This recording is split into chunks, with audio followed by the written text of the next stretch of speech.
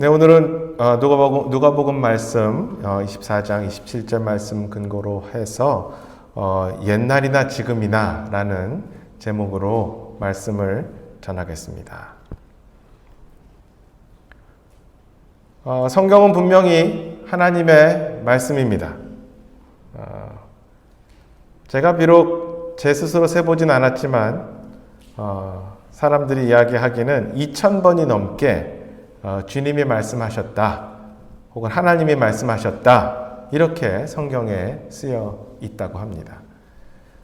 이사야서에서만 수백 번이 나옵니다. 그리고 이는 성경 전체에 걸쳐서 하나님이 말씀하셨다 이렇게 계속 쓰여져 있는 것이죠. 그래서 요한 웨슬리는 이렇게 얘기한 적이 있습니다. 한번 소개해드린 적이 있었던 것 같은데요.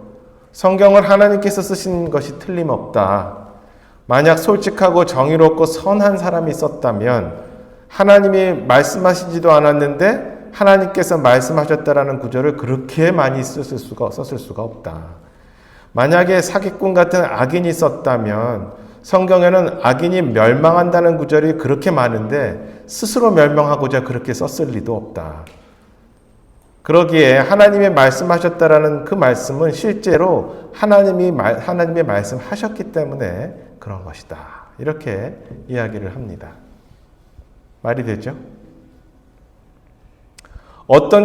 다른 어떤 책도 하나님께서 직접 말씀하셨다 이렇게 성경처럼 쓰여진 책이 있지 않습니다. 무엇보다도 사실 어떤 책도 그렇게 오랜 기간에 걸쳐서 쓰여져 온 책도 없습니다. 성경 공부 시간에 이야기했지만 모세오경이 기원전 1500년경에 쓰여졌고 요한계시록이 대략 95년 정도에 쓰여졌다고 하면 서기 대략 1600년간 동안에 쓰여진 책이고 쓰여진 사람의 숫자는 적은 기록한 사람은 40명이 넘고 그 40명의 사람들이 사는 곳도 다르고 교육받은 것도 다르고 사회적 지위도 다르고 직업도 다르지만 그들이 그렇게 각지에서 쓰여진 1600년간 쓰여진 것들이 한 책으로 그렇게 묶여진 것만 해도 정말로 신기한 일입니다. 너무도 신기하죠. 거기다가 그 묶여진 것이 2000년이 넘게 구약은 3500년이 넘게 이렇게 지속되어서 우리 지금 이 손에 이렇게 온 것 자체가 너무도 신기한 일인 것이죠. 그런데 하나님께서는 분명히 하나님의 말씀이 보존될 것이라고 분명히 말씀하셨습니다. 시편 12장 6절 7절을 제가 받들어 읽으면 너무나 유명한 말씀이죠. 주의 말씀들은 순수한 말씀이니 흙 도가니에서 정제하여 7번 순수하게 만든 은 같도다. 오 주여 주께서 그것들을 지키시며 주께서 그것들을 이 세대로부터 영원히 보존하시리로다. 이렇게 얘기하고 있습니다. 보존하신다. 예수님도 분명히 말씀하셨죠. 마태복음 5장 18절을 보면 진실로 내가 너희에게 이르노니 하늘과 땅이 없어지기 전에는 율법에서 1.1획도 결코 없어지지 아니하고 마침내 다 성취되리라. 아멘. 이렇게 예수님께서 직접 말씀하십니다. 하늘과 땅이 없어지기 전에 말씀이 결코 사라지지 않는다. 그리고 사라지지 않을 뿐더러 그 말씀이 모두 성취된다. 이렇게 말씀하셨습니다. 그런데 정확한 말씀이 보존돼야지 그 말씀이 성취됐다라는 것도 아는 거죠. 그렇죠? 그러기에 1.1획도 아주 그 작은 점 같은 것도 없어지지 않는다라고 예수님께서 말씀하신 것입니다. 아주 논리적이고 과학적이고 이런 거가 아니고 직관적으로 그냥 생각하더라도 주님은 계속해서 성경 말씀을 통해서 하나님의 말씀을 따르고 그것을 지키고 그것을 전하고 그 안에서 성장하라고 명령하시는데 그 말씀을 보존해 주시지도 않으시면서 우리에게 그것을 해라 그렇게 명령하신다는 것 자체가 모순인 것이죠. 그렇죠? 있을 수 없는 일입니다. 하나님께서 이 말씀과 복음을 들고 이 말씀을 들고 밖으로 나가서 전하라 라고 말씀을 하시는데 그 뒤에는 하나님께서 또 그런데 네가 들고 있는 그 성경은 완전히 보존되지는 않았다. 이렇게 말씀하신다면 그것이 말이 됩니까? 말이 안 되는 것이죠. 그런데 안타까운 현실은 무엇인가 하면 대부분의 자유주의 신학자들은 성경이 도리어 전설과 신화가 바탕이 되어서 쓰여진 것이다 라고 이야기를 하고 하나님의 말씀이라는 것은 그들이 믿지도 않을 뿐더러 그건 더욱더 심하게는 이제 정확히 보존되지도 않았다. 이렇게 냉소적이고 코웃음 치면서 이야기를 합니다. 자유주의 신학자들이나 자유주의 목회자들은 뭐 완전히 다른 것을 믿고 있는 사람들이라고 생각하면 되니까 그런 사람들은 그렇다 치더라도 실제로 더욱 안타까운 현실은 대부분의 많은 소위 건전한 목회자나 신학자들도 성경이 쓰여진 자필 문서, 예를 들어서 직접 사도 바울이 썼었던 직접 그 원본, 자필 서신들에는 오류가 없지만 2000년을 지나오면서 사본이 또한 만들어지면서 그것에 대한 오류는 생겼기 때문에 지금 들고 있는 성경은 대부분 정확하지만 완전히 무오류는 아니다. 정확하진 않다. 이렇게 이야기들을 하고 있습니다. 주변에 있는 목회자가 있으면 한번 물어보십시오. 지금 들고 계신 성경이 진정 오류가 하나도 없는 책인지 성경에 나와 있는 숫자, 지역, 역사 이런 것들을 다 통틀어서 정말로 하나도 변개되거나 오류가 없이 우리 손에 지금 있는가? 라고 물어보십시오. 그러면 대부분의 사람들은 그렇지는 않다고 대답합니다. 이것이 현실입니다. 그래서 그나마 양심이 있는 교회나 기관들의 믿는 바, 저희도 있죠? Statement of Faith. 저희가 신앙 고백문 정리해 놓은 거. 이런 것을 보면 이렇게 쓰여 있어요. 그 중간을 보면은 이렇게 써요. The Bible is without error in the original writings. 이렇게 써 있어요. 즉, 다시 말해서 이렇게 쓰여 있습니다. 우리는 하나님이 구약과 신약 성경에서 인간 저자들의 말을 통해 말씀하셨다고 믿는다. 맞죠? 말씀으로 영감받은 하나님의 말씀으로서 성경은 원본 기록에서 오류가 없으며 이 말을 써요. 그 얘기는 뭔가 하면은 사도 바울이 직접 적은 사도 요한이 직접 적은 파피루스에 적었건 가죽에 적었건 그것은 오류가 없다. 그런데 지금 네가 들고 있는 것은 조금은 있지라고 얘기하는 거예요. 그러니까 무슨 얘기인지 아시겠죠? 그들은 자신 있게 지금 그들이 들고 있는 성경이 무오류나 완전하다고 말할 수 없는 것이죠.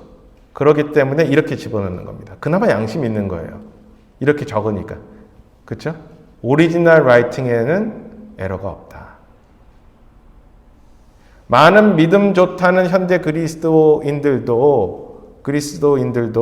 하나님께서 온 우주를 창조하셨다라고 믿고 막 손을 올리고 소리를 지르고 하나님께서 전능하시다 외치지만 유독 자신의 가장 중요한 말씀들을 모아놓은 이 성경만은 정확하고 오류 없이 하나님께서는 지키시지 못하신다라고 믿는 것 같습니다. 그렇죠? 정말 참 이상하죠? 저는 오류가 있을 것 같다는 생각을 갖고 어떻게 이 성경을 믿고 믿음 생활이 가능한지라는 사실도 잘 이해가 가지는 않습니다. 사실 신앙 고백에 있어서 가장 중요한 사실은 제일 먼저 있는 것은 하나님의 말씀이 바로 온전히 보존되었고 하나님의 말씀이 최종 최후의 권위를 갖는 것이고 그 정확성에 의해서 의심 갖지 않는다라는 것이 우리 믿음의 최초의 고백입니다. 우리의 믿는 바를 얘기할 때. 그래서 항상 침례교회 신앙 고백에는 성경이 가장 먼저 나옵니다. 우리가 믿는 것이 성경인데 성경은 오류 없고 정확하게 보존됐고 하나님의 말씀이고 최종의 최고의 권위를 갖고 있다. 모든 결정에 있어서. 이것이 먼저 나옵니다. 심지어는 하나님에 대한 설명, 하나님은 누구인가라는 것을 이야기하기 이전에 나옵니다. 성경에 대한 것이. 그 이유는 내가 하나님을 아는 이유는 이 성경에 기초한 것이기 때문에 그래요. 이 성경이 완전하지 않다면 내가 믿는 하나님도 예수님도 성령님도 내 믿음에 오류가 있을 수 있기 때문에 그렇습니다.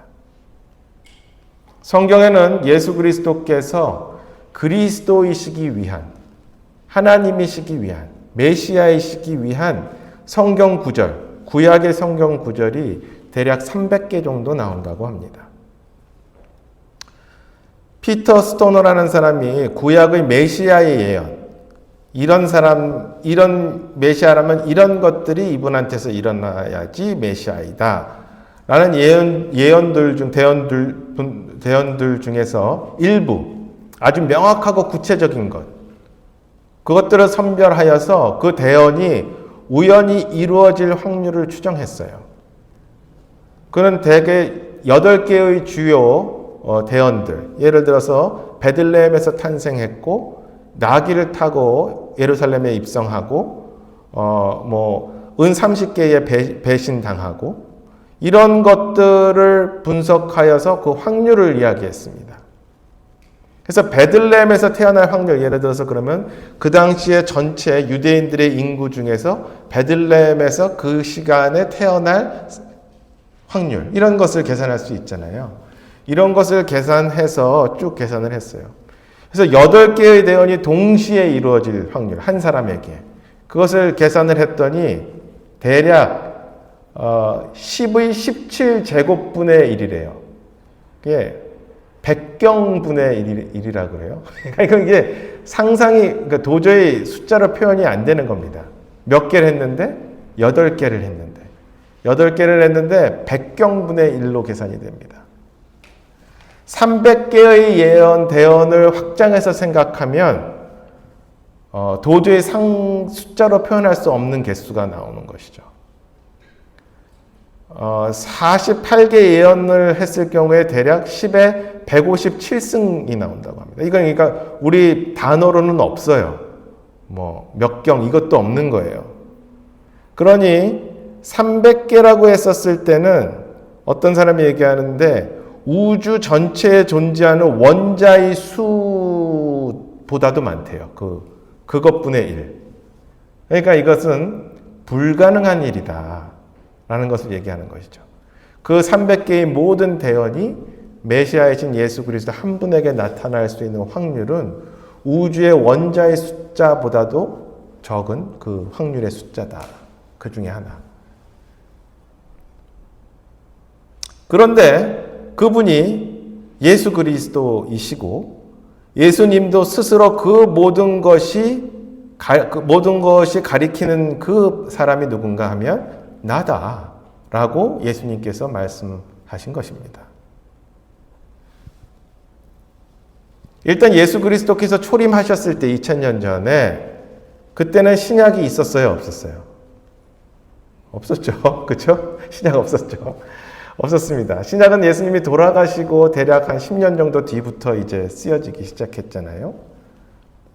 그럼 구약이 맨 마지막에 쓰여진 구약책과 신약이 시작된 영년이라고 했을 때 그 사이에 대략 400년 정도의 기간이 있습니다. 굉장히 긴 시간이죠. 400년이면. 그렇죠? 조선왕조 500년이잖아요. 그렇죠? 그러니 400년은 굉장히 긴 시간입니다. 그 기간 동안 사람들을 혼란스럽게 할 수 있는 많은 글들이 또한 쓰여졌겠죠. 그렇죠? 쓰여졌습니다. 실제로. 외경 같은 글들이 그 시간 동안에 쓰여졌습니다. 그런데 주님은 이 외경을 인정하셨습니까? 안 하셨을까요? 잘 모르나요? 정확하지 안 하셨겠죠? 그렇죠? 안 하셨습니다. 어떻게 알 수 있는가? 마태복음 23장에 예수님께서는 바리새인들과 서기관들을 향해서 강력하게 경고를 하십니다. 그때 35절에 그리하여 의로운 아벨의 피로부터 성전과 제단 사이에서 너희가 죽인 바랴가의 아들 사가랴의 피까지 땅 위에 흘려진 모든 의로운 피가 너희에게로 돌아간다. 이렇게 말씀을 하세요. 이상하죠? 아벨의 피로부터 사가랴의 피까지 이렇게 이야기를 합니다. 아벨은 잘 알고 있죠? 인류 최초의 살인사건 피해자였던 아벨입니다. 창세기에 나와 있죠. 첫 의로운 피 흘림이 있었던 것입니다. 그럼 사가랴는 누군가? 역대하 24장을 보면은 유다왕 요아스는 처음에는 의로운 왕이었다가 여호야다라는 제사장의 그 지도를 받고 있었는데 이 제사장이 죽고 난 후에 우상 숭배로 돌아갑니다. 이에 하나님께서 사가랴를 보내세요. 그래갖고 요아스 왕을 책망하십니다. 사가랴는 하나님의 그 영에 감동받고 백성에게 회개를 촉구하고 요아스 왕의 을 이렇게 옳은 길로 인도하려고 했었지만 요아스 왕의 명령으로 성전 뜰에서 돌에 맞고 죽게 됩니다. 사가랴는 죽으면서 그때 역대하 24장 22절에 주께서 그 피를 보시고 그 피를 요구하시기 원하노라 이렇게 말을 합니다. 예수님께서 언급하신 피의 책임에 대해서 또한 상통하는 구절이기도 하죠. 성경은 사가랴가 주의 집들에서 죽었다 이렇게 이야기를 합니다. 그래서 마태복음과 누가복음에서 언급된 성전과 제단의 사이와 또한 일치하는 것이죠. 그런데 여러분 실제로 유대인의 성경을 보면 구약 성경의 순서는 우리의 성경 순서와 다르죠. 맨 처음에 토라라는 것이 모세 오경이 있고요. 그 다음에 네비임이라고 해서 예언서들이 있고 그 다음에 케투빔이라고 해서 시, 지혜서, 역사서 이렇게 모여 있습니다. 그래서 그 세 부분으로 나뉘어져 있어요. 그래서 모세오경과 대언서들과 그 다음에 시편과 그 다음에 예언서들, 그 역사서들로 이렇게 되어 있습니다. 맨 마지막에 있는 책이 역대서입니다. 상하로 나뉘어져 있지 않고 우린 나뉘어져 있지만 그냥 역대기, 크로니클로 이렇게 되어 있습니다. 한 책으로. 예수님은 의로운 피에 대해서 두 사건을 이야기하시면서 창세기에 있었던 그 의로운 피와 맨 마지막 책 역대하에 있는 의로운 피에 대해서 이야기하시며 그 사이에 있는 모든 의로운 피를 얘기하신 겁니다. 즉 예수님께서 인정하신 구약은 오늘날 그렇게 39권인 것이죠. 예수님께서 그 사이에 있었던 외경을 이야기했다면 그 외경에 쓰여졌을 때의 또한 의로운 사람이 있다면 그 사람을 언급하셨겠죠. 예수님은 그 책을 언급하지 않고 역대하까지 언급하신 겁니다. 그래서 400년간 지어진 다른 책들은 예수님께서 하나님의 말씀이라고 인정하지 않으신 겁니다. 분명히 400년간에도 의로운 피가 흘려진 것이 있었겠죠. 하지만 그 사이에 언급되었거나 기록된 부분에 대해서는 예수님께서 일부러 언급 안 하신 것입니다. 왜냐하면 역대하까지, 창세기서부터 역대하까지가 하나님의 말씀인 것을 예수님께서 말씀하신 것이죠. 또한 예수님께서 그렇게 구약의 세 부분, 아까 얘기했었던 세 부분으로 나뉘어진 책이 모두 자신을 가리키고 있다라고 얘기하십니다. 누가복음 24장 44절을 보겠습니다. 다 같이 읽도록 하겠습니다. 시작. 또 그분께서 그들에게 이르시되 내가 여전히 너희와 함께 있었을 때에 너희에게 말한 말들 곧 모세의 율법과 대언자들의 글과 시편에 나에 관하여 기록된 모든 것이 반드시 성취되어야 하리라 한 말들이 이것들이라 하시고 아멘. 지금 이렇게 세 부분 모세의 율법, 대언자들의 글, 시편 이것이 아까 말씀드렸던 그 구약의 세 부분인 것이에요. 이렇게 성경에 대언된 모든 것을 만족시키며 예수 그리스도께서는 이 땅에 오셨고 구약에 예언된 일들을 이루셨고 또 구약과 신약에 약속되었지만 아직 이루어지지 않은 것들을 앞으로 또한 이루실 것입니다. 성경 66권 모두가 가리키는 한 분이 있으니 그분이 바로 예수 그리스도인 것입니다. 옛날 사무라이 영화 같은 거 보신 적 있는지 모르겠는데 그런 것을 보면 유명 사무라이에 대한 소문이 막 돕니다. 소문에 따르면 머리가 길고 뒤로 묶었고 사무라이 초마개라고 하죠. 이렇게 사무라이 머리 스타일. 그 머리 스타일을 하지 않았고 이마에서 왼쪽 눈으로 깊은 칼자국이 있고 키는 대략 170cm 정도 되고 항상 검은 옷을 입고 다니고 보통 사무라이들이 들고 다니는 날이 하나만 있는 것이 아니라 양쪽에 날이 있는 것을 들고 다니고 날아오르며 상대방을 베는 권법 등등을 얘기하며 누구를 이야기합니다. 그런 소문이 있는데 어느 날 한 마을에 한 사나이가 나타납니다. 그리고 악당을 제거하는데 그의 모습이 이 소문과 똑같습니다. 그러면 사람들은 그를 대번 알아봅니다. 아, 소문에서 얘기했던 사람이 바로 저 사람이구나. 그런데 말이죠. 예수 그리스도께서는 구약에서 말씀하신 그 모든 것을 그대로 이루고 계신데 사람들은 예수님을 메시아로 받아들이지 않았습니다. 예수님께서 얼마나 답답하셨을까요? 얼마나 더 큰 증명을 해 보여야 사람들은 예수님이 하나님의 독생자이시고 하나님이시고 메시아인 것을 믿을 수 있게 할 수 있을까? 얼마나 답답하셨겠습니까? 대다수의 사람들은 예수님을 궁극적으로 믿지 않았습니다. 메시아로. 그렇죠? 그렇게 모든 것을 보여주어도 사람들은 예수님을 믿지 않았던 것이죠. 도리어 예수님께서 자신을 보면 너희들이 나를 보면 하나님을 알 수 있다. 하나님과 자신은 하나이다. 하나님 안에 자신이 있고 자신 안에 하나님이 계시다. 이런 말씀을 하셨을 때 사람들은 예수님을 돌로 쳐 죽이려고 했고 끝내 예수님을 십자가에 못 박아 죽게 했습니다. 현대 사회는 어떨까요?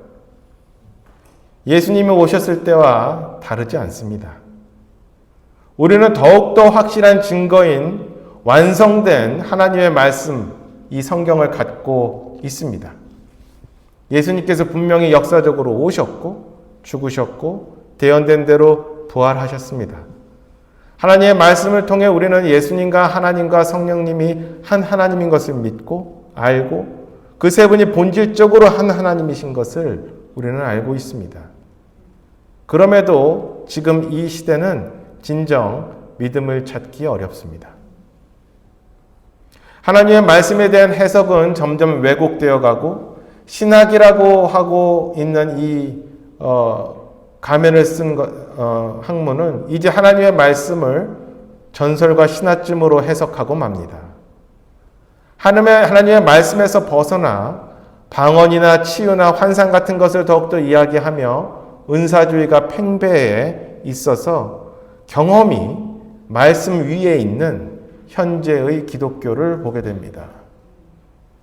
절에서 108배, 3000배를 올리며 사업 잘 되게 해달라고 애들 대학 잘 가게 해달라고 비는 것과 똑같은 기복적인 신앙이 요즘의 기독교를 좀먹고 있습니다.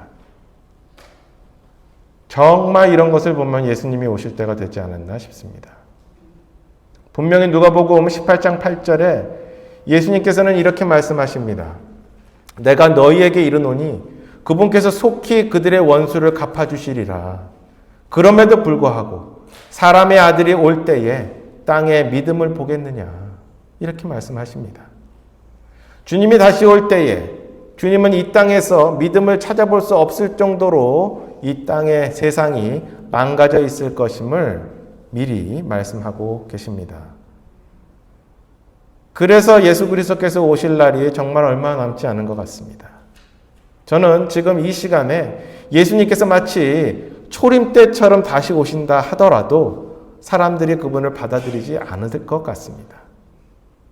성경을 통해 믿지 못한다면, 성경을 통해서도 그분을 믿지 못한다면 아무리 큰 기적이 일어나도 사람들은 믿지 않습니다. 거지 라사로와 부자가 죽어서 그 이야기 아시죠? 그때 그 부자가 죽어서 자기 가족이라도 구원시키고 싶어서 누군가 가서 가족들에게 이야기 좀 해달라고 이야기합니다. 이렇게 얘기합니다. 그가 이르되 아니니이다. 아버지 아브라함이여, 만일 어떤 사람이 죽은 자들로부터 그들에게 간다면, 살아서 갑자기 그 기적이죠. 그들이 회개하리이다. 그렇게 이야기합니다. 기적. 말도 안 되는 기적. 돌아가신 분이 내 할아버지가 나타나서 나에게 이야기하신다. 그러면 믿지 않겠습니까? 그때 아브라함이 그에게 이르되 그들이 모세와 대언자들의 말을 듣지 아니한다면 비록 어떤 사람이 죽은 자들로부터 일어날지라도 그들이 설득되지 아니하리라.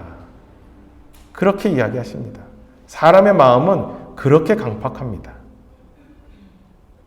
변치 않는 것이 하나 있으니 옛날이나 지금이나 사람들은 참으로 예수 그리스도를 참 잘도 받아들이지 않는다라는 것입니다.